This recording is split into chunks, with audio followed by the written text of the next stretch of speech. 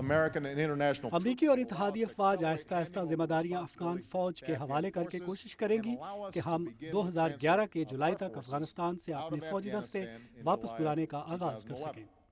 صدر اوباما کی جانب سے جولائی 2011 تک امریکی و اتحادی افواج کے انخلا کی خبر، جہاں امریکہ میں ان حلقوں کے لیے اطمینان کا باعث بنی تھی جو گزشتہ 9 برس سے افغانستان میں جنگ کے فوائد و مقاصد کے حوالے سے امریکی حکومت پر سوالیہ نشان اٹھا رہے تھے، وہیں بہت سے امریکیوں نے اسے مسترد کیا تھا۔ واشنگٹن کے ایک تھنک ٹینک ہیریٹیج فاؤنڈیشن سے وابستہ جنوبی ایشیائی امور کی ماہر لیزا کرٹس امریکہ کی جانب سے افغان عوام کے شبہات دور کرنے اور ان کی بہتری کے ضمن میں امریکی اقدامات کو لازم اور وقت کی اہم ضرورت گردانتی ہیں۔ Now, that's not to say there won't be attacks. میرے نزدیک اصل چیز وہاں کی آبادی کو بنیادی ضروریات مہیا کرنا ہے تاکہ اتحادی افواج وہاں کے لوگوں کے دل جیت سکیں۔ میرے خیال میں مقامی لوگوں کو اس حوالے سے شکوک و شبہات ہیں کہ پہلے کیا ہوتا رہا ہے اور اب کیا ہوگا۔ So that the coalition forces are winning the support of the Afghan people. Afghanistan کے جنوب میں واقع دوسرے بڑے شہر قندھار کو طالبان کی طاقت کا گڑھ تصور کیا جاتا ہے، جہاں سے طالبان تحریک نے زور پکڑا تھا اور ابھی بھی اسے طالبان کی جنت سمجھا جاتا ہے۔ امریکہ کی جانب سے قندھار میں فوجی آپریشن کے ساتھ ساتھ تعمیراتی کاموں اور بنیادی ضروریات فراہم کرنے کے ارادے کو بہت سے امریکی ماہرین کی جانب سے گزشتہ 9 سال کے دوران امریکہ کا ایک اہم اقدام قرار دیا جا رہا ہے۔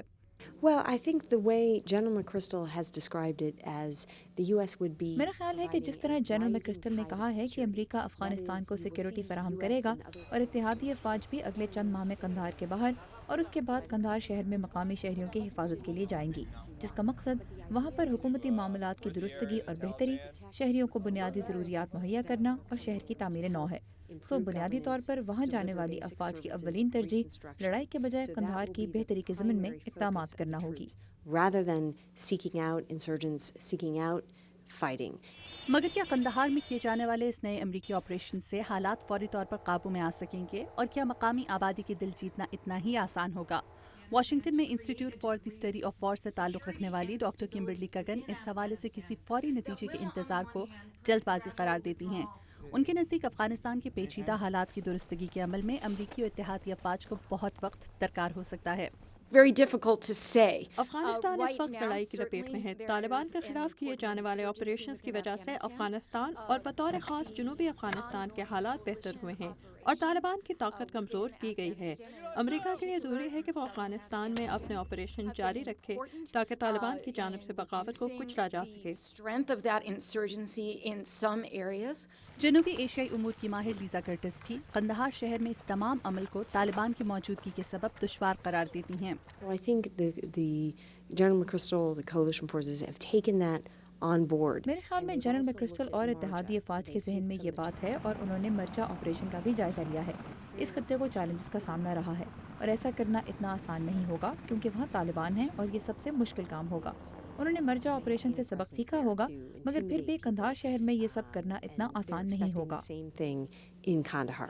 دوسری جانب امریکہ میں کئی حلقے جہاں افغانستان کی صورتحال میں ایک نئی تبدیلی کی امید کا اشارہ دے رہے ہیں، وہیں بہت سے ماہرین افغانستان میں امن کے عمل کو پاکستان کی مدد سے مشروط قرار دیتے ہیں۔